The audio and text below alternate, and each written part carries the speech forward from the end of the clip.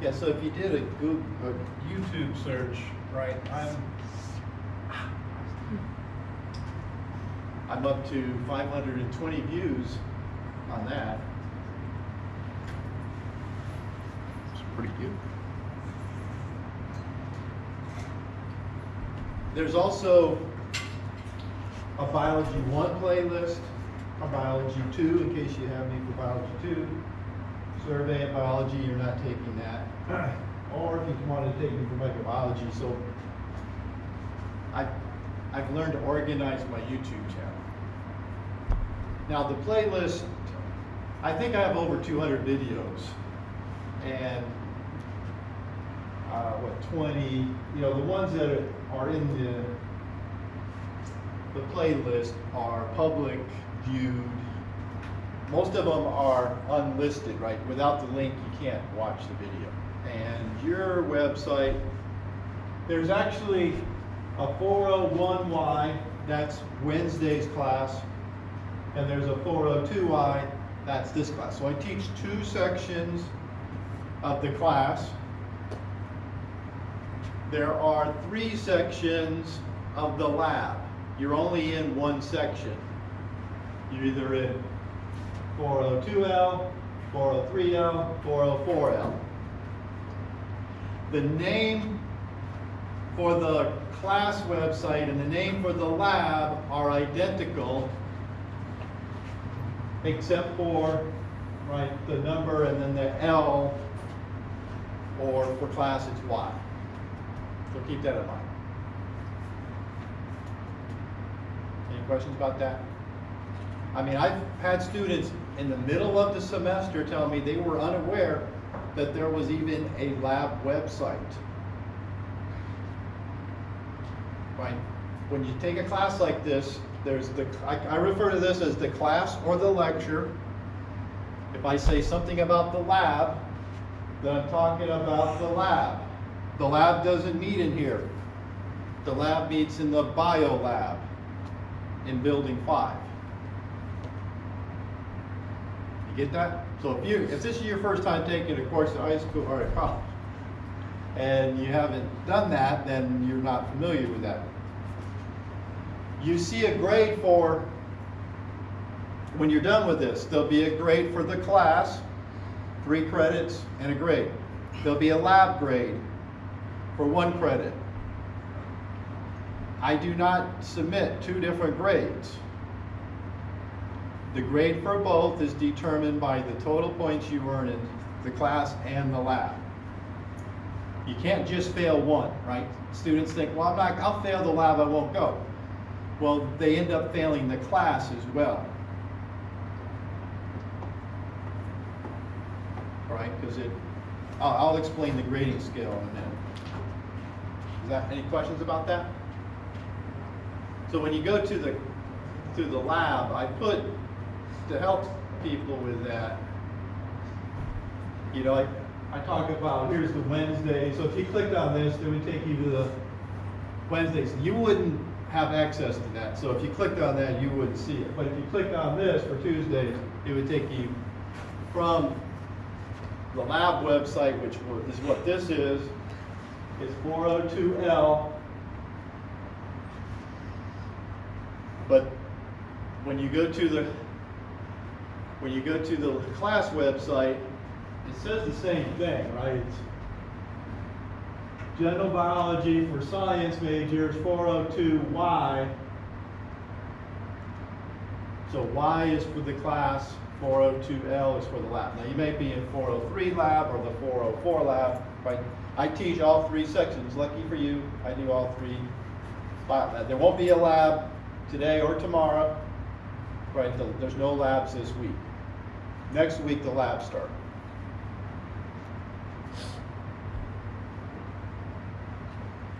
We're good?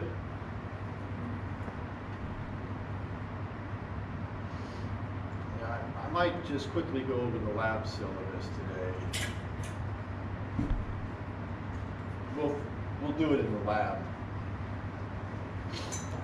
So this is the home page for the class. If you don't take this pre-course survey, it's no big deal. I'm going to take attendance today. I really have it there just so if you don't come today, then I can use it to verify your attendance. If you don't attend classes the first week or so, and we get asked by the records, if you've attended, if I tell them no, then you get dropped from the course. People sign up for these courses sometimes, in May and forget they even did it.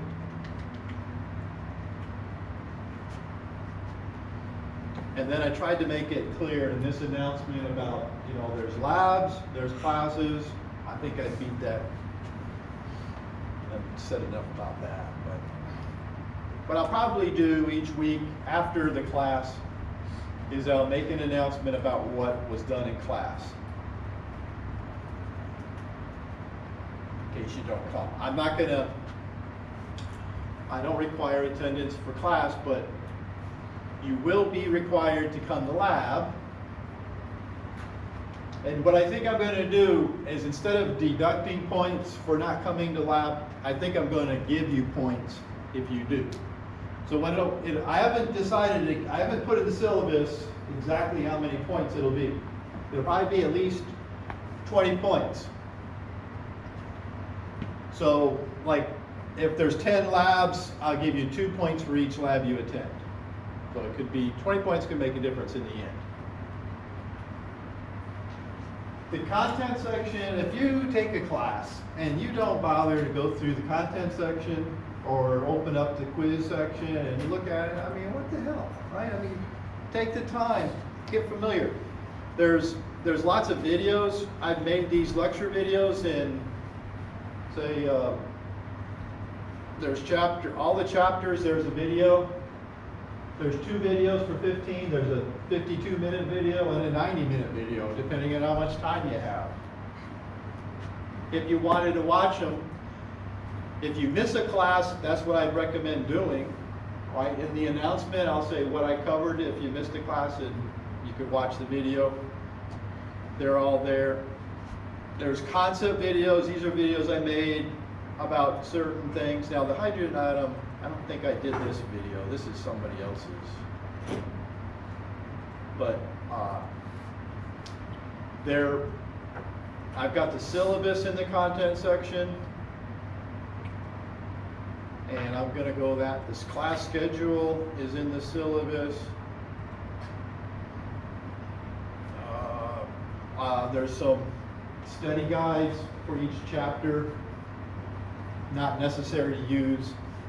The PowerPoints contain figures from a textbook. That's not required for this course. I don't see there was any reason for you to spend $200 on a textbook, for God's sake. If your high school's giving you one, fine. It doesn't matter what edition it is. These figures probably came from an edition like 3 or 4 years ago, and I've stopped changing them. There's no, they don't change that much from edition to edition. There's some vocabulary words for each exam in the content section. So, and then there's, if you go to the lab website, there's a content section for that, and it contains 2 PowerPoints for practical 1 and a PowerPoint for practical 2.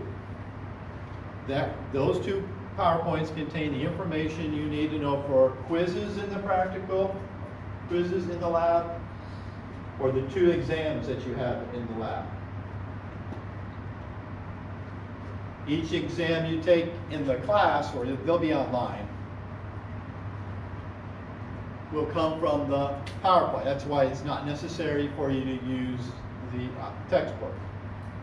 There's not a lab manual. Instead of a lab manual, we have lab handouts. So there'll be an announcement, say to print for the next week's lab, you should print out the I think it's the measurement handout and the microscope handout. And it'll just basically be giving you the directions for what to do for that lab. It might ask you to make little drawings, that kind of thing.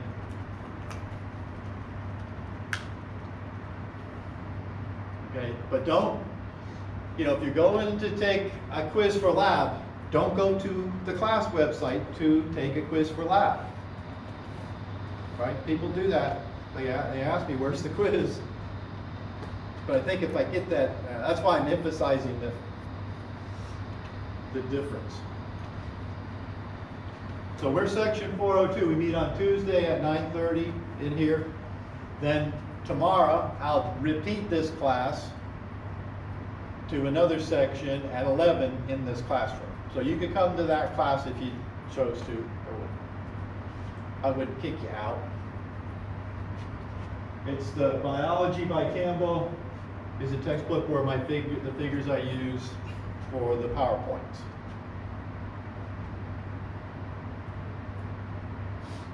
Hopefully there's nothing wrong in the description here. I had to change a couple, when it was online, you have to have different descriptions than if it's a hybrid. And sometimes I don't make the changes when I go from one to the other. I used to teach this as face-to-face, which meant twice a week, Mondays and Wednesdays. And then I thought, what the hell, let's just go once a week. So,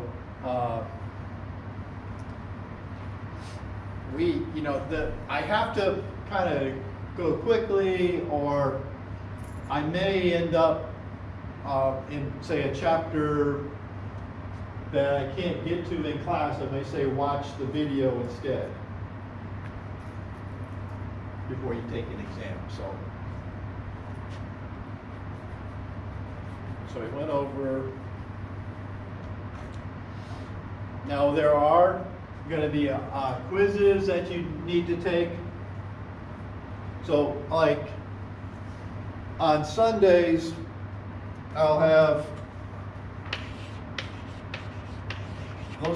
that'll be the day that exams, quizzes are due.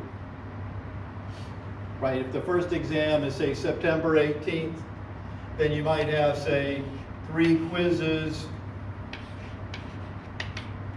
and take exam 1 or whatever. I think there'll be 4 quizzes before exam 1. They'll all be due like on a certain Sunday. I think it's September 18th. It's in the schedule at the end. So that's kind of how it's set up. Now, you won't have to take an exam or quiz every Sunday. You can take your quizzes and exam before that Sunday, right? If you go to, if you just went to the quiz section in the class, then they're listed here.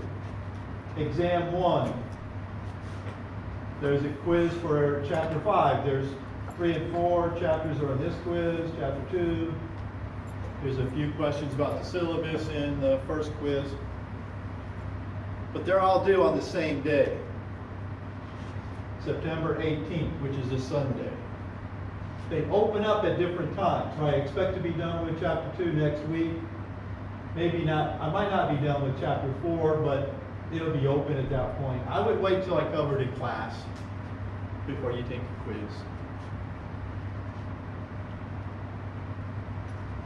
The pre-course survey is, I'm just using that for attendance verification. So if you've come here today, I've verified your attendance, so you don't need to take it.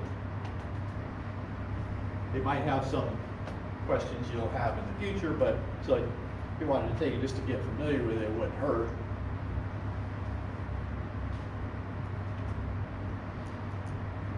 Okay, so that's how that works. So when you take a quiz, you have 2 attempts. You only have 1 attempt to take and all the exams. Right, there's 10 questions on a quiz. There were a point apiece, so it's 10 points. There will be quiz questions on the exams, word for word. So it's probably a good idea to take all the quizzes twice. The highest score will always count.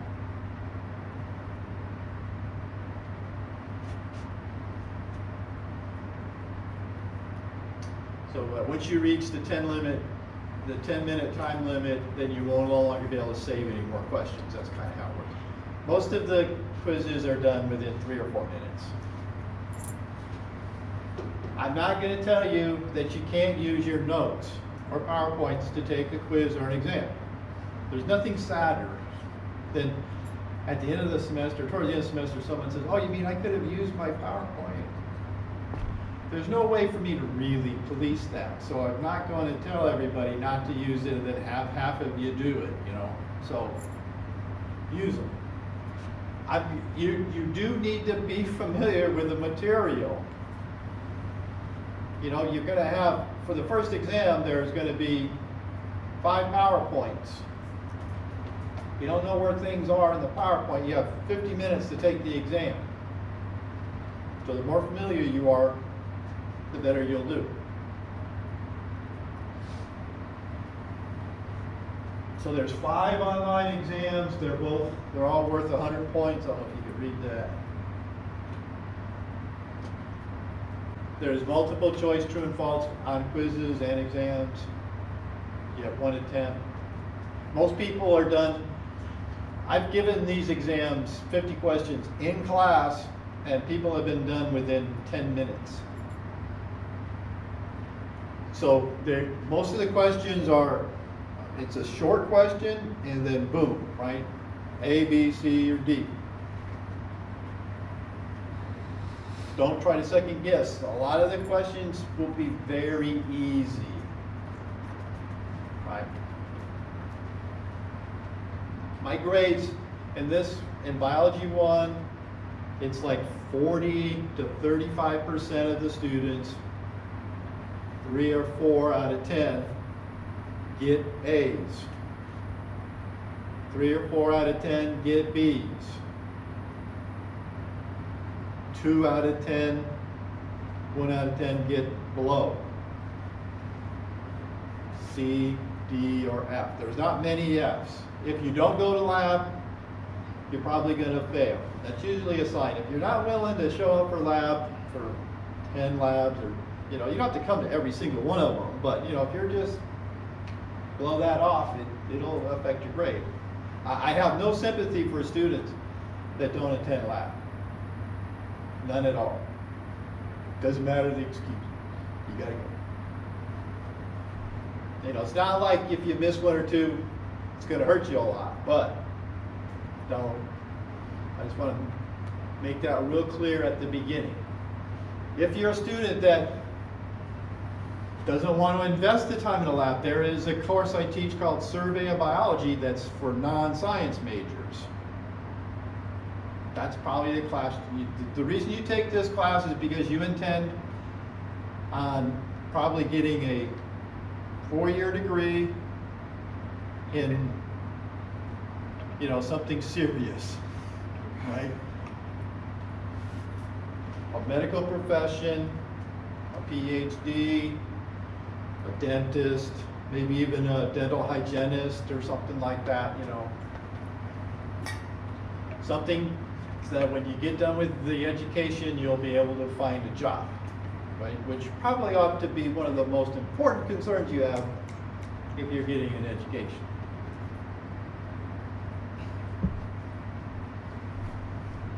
If you miss an exam, the makeups, you'll only have 45 questions instead of 50, so it means it'll only be worth 90 instead of 100 points. That's I figure that's probably a pretty fair policy. I want to discourage people from, they're about ready to take it, well, I'm not ready to take it, and decide, well, I'll just take the makeup. If you decide to do that, that's the option you'll have.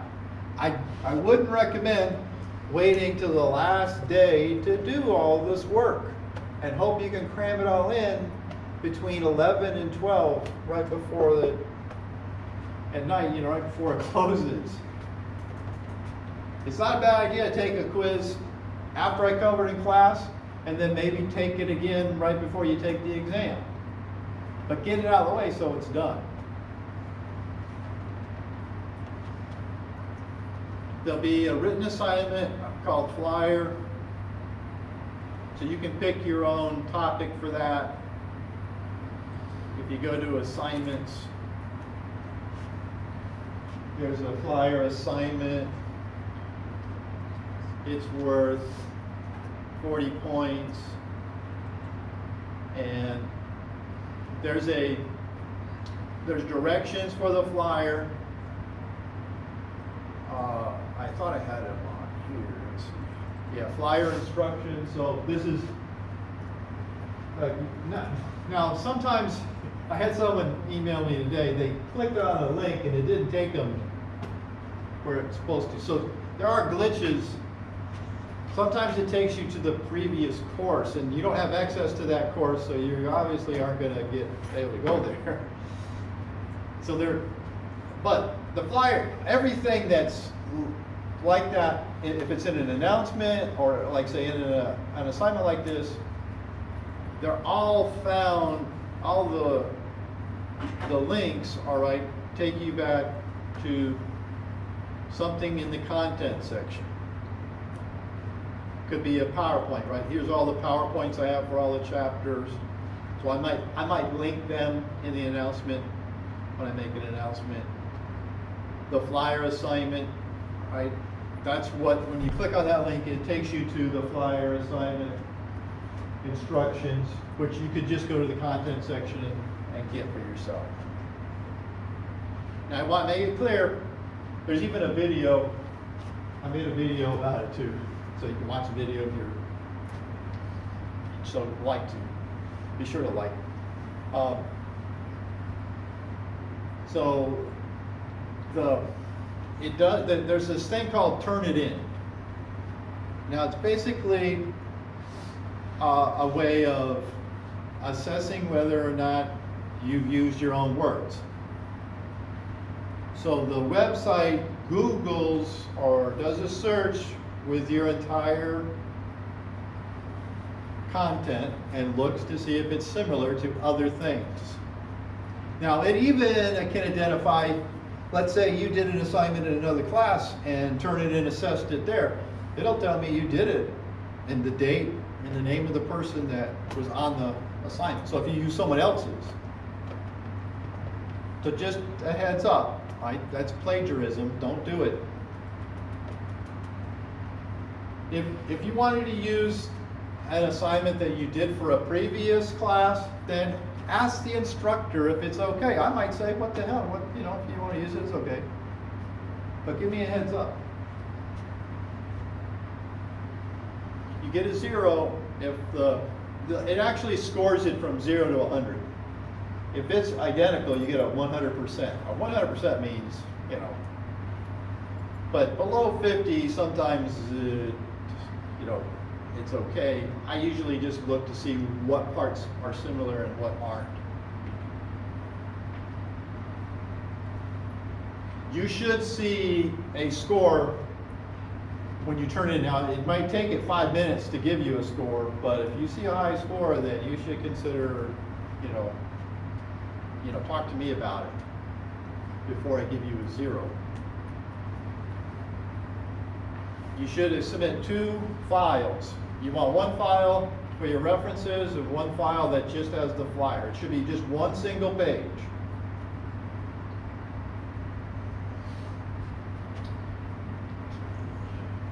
And that's the breakdown of all the quizzes, exams. So you earned, 700 points in class, five exams. They're worth 100 points apiece. Then you earn 300 points in lab, two exams that are worth 100 points. If you fail to take an exam in lab, that just knocks you, no chance of an A. That's 100 points. It's a total of 1,000, so you need 900 points for an A. That's 90%, 800 points for a B. That's kind of how it works. When you're done with the last exam, everything in the lab, then I'll take your lab points and put it in the grade book for the class. There's a spot for it. It's like the second to the last item in the grade book for class. They get added together. And whatever grade, based on how what your total points are, is what you get for both class and lab. It's always one. I can only submit one grade to records for both. Does that make sense? So at the end of the semester, before exam 5, I might tell you you have 860 points altogether, and all you need to take is the last exam that's worth 100 points. So that means if you got 40, you would have an A on the last exam. That's why the total points are helpful for that. If you only had, let's say you have 760 points, there's no way you can make an A. So it kind of helps you see where you stand. It also helps you see how important it is to get all the points. Don't miss an assignment. You have this and you didn't complete the flyer assignment. If you had completed the flyer assignment, you'd have 800 points. At that point, you'd already have earned a B. You'd need 100 to get an A, which is probably unlikely, but that's what the total points are for. Keep track. It's a lot easier than what's my percent. That's just, percents go up and down. So if you've earned 800 points, you keep the 800 points. Unless you don't take an exam or something like that. Now, the W1 is in November 10th is the withdrawal date. The day after that, they asked me, have you been attending class or lab, I suppose, I could even consider that. If you fail to complete the exam, I think it'd probably be exam 3, maybe say that was due on November 1st. You didn't take it. You didn't take any of the quizzes. Then I tell them no, they're not participating in class. And they'll give you a W1, and you will no longer have access to the website. Now that can be reversed. And before I do that, I usually email the student, hey, you're not coming, you missed this exam, you're not coming to class. But normally, if they're not looking for their emails either. But that happens with all the courses you take at Daytona State. It's a requirement for the financial aid. Yeah, I don't think it affects you if you're paying in cash. If you're a cash customer, we keep you. But it's because it's a financial aid requirement, right? They're telling us we have to do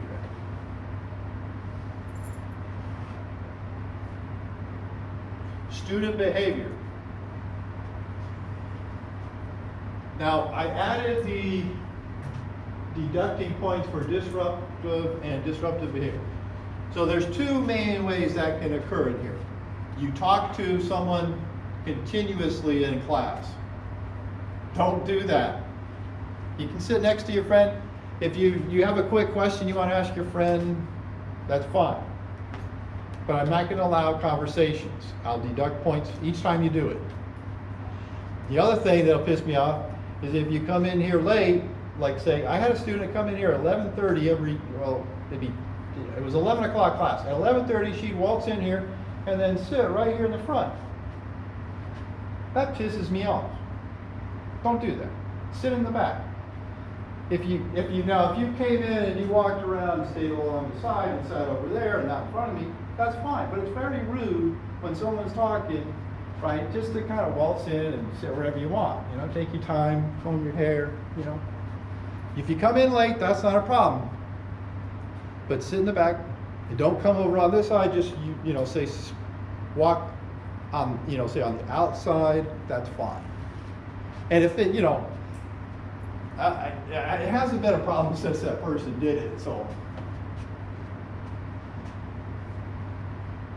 But that helps. The talking is just, it gets out of hand. In a class like this size, you have 3 or 4 people in a conversation, and you kind of have to nip it in the bud.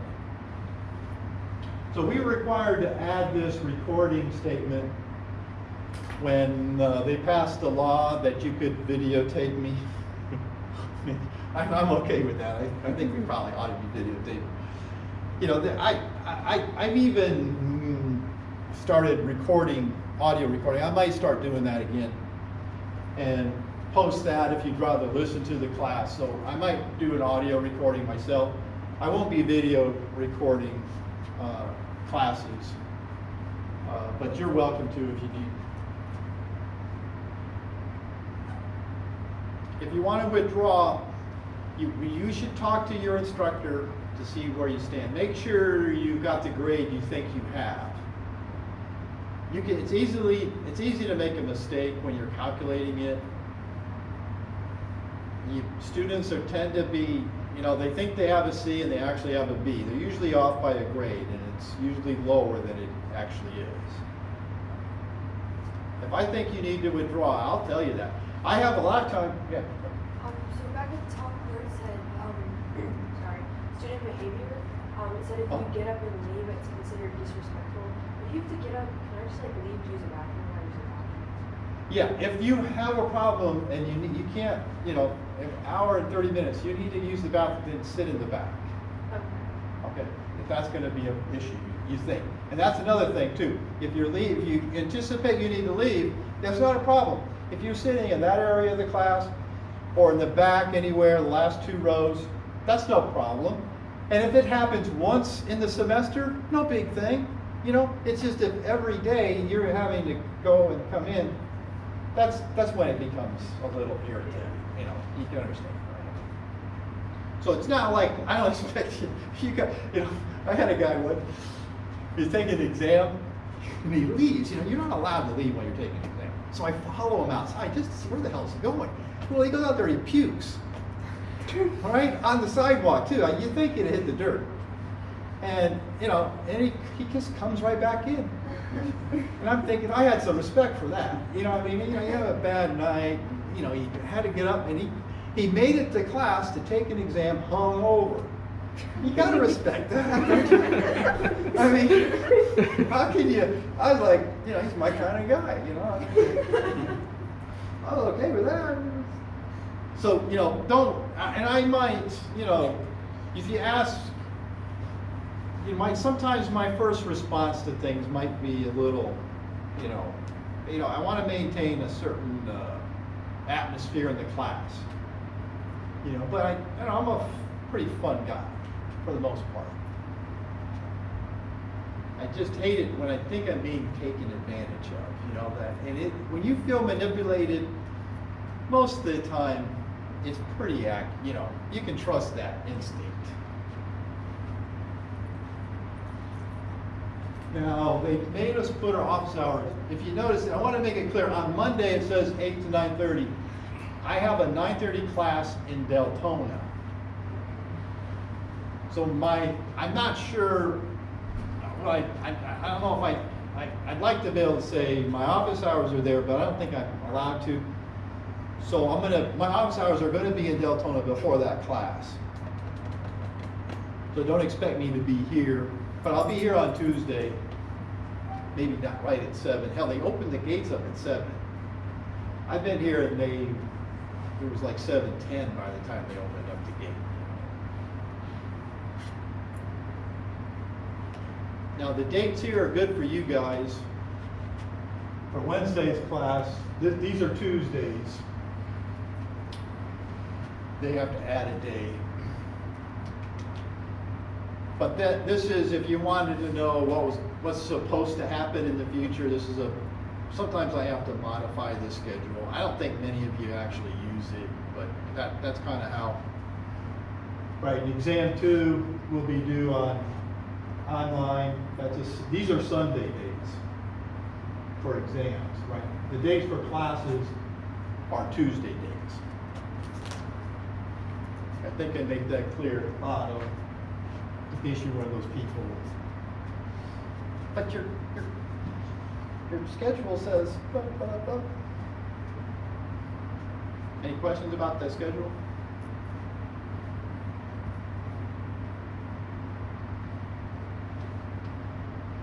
All right, now let's see. I did the lab. Let's look at the lab real quick. So most of you probably have lab Tuesday at 11, right? I think there's 24 students in that lab, but there's like 33 of you. So a couple of you probably have lab on Wednesday, either at 8 o'clock or 2 o'clock.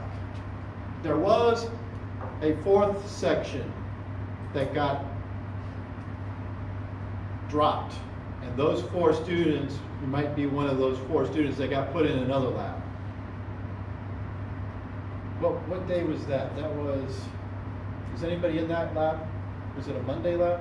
Nobody in here? I forget what day it was. So, if you couldn't make Tuesday's lab, you have the option of coming on Wednesday at 8 or 2. If you miss Wednesday's lab, there's nothing you can do about it. You could come Tuesday if you anticipate missing a Wednesday lab. Or if you have lab at 2, you want to come at 8. I think the 2 o'clock spot is full, but don't expect, just because you have an 8 a.m. Wednesday lab and you don't want to get up that early, that you're going to come to the 2 o'clock lab, right? You can't do that every week. Maybe 1 or 2 or 3 times you could do that. As long as there's room, I don't care. There's 4 quizzes. I think we'll be taking the quizzes in lab. That's the way I used to do it. So this is the first semester where we've gone completely back to face-to-face labs. No online at all. And students aren't real happy about that for the most part. Can't blame you. But the administration wants us to get back to doing more face-to-face teaching. Well, there's 2 practicals, there's 2 PowerPoints that are for each practical, and there's 2 quizzes you take before practical 1, and there's 2 quizzes before you take practical 2. The information is in the PowerPoint, or there might be some material you're going to need to know that I cover in the lab itself.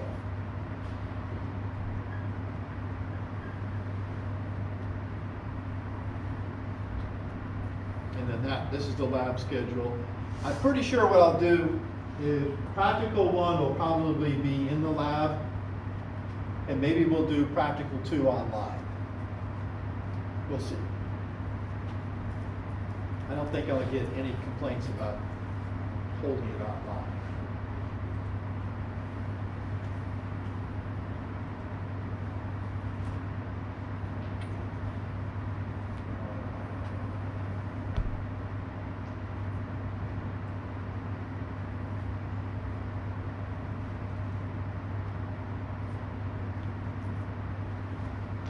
Okay, so that's the syllabus.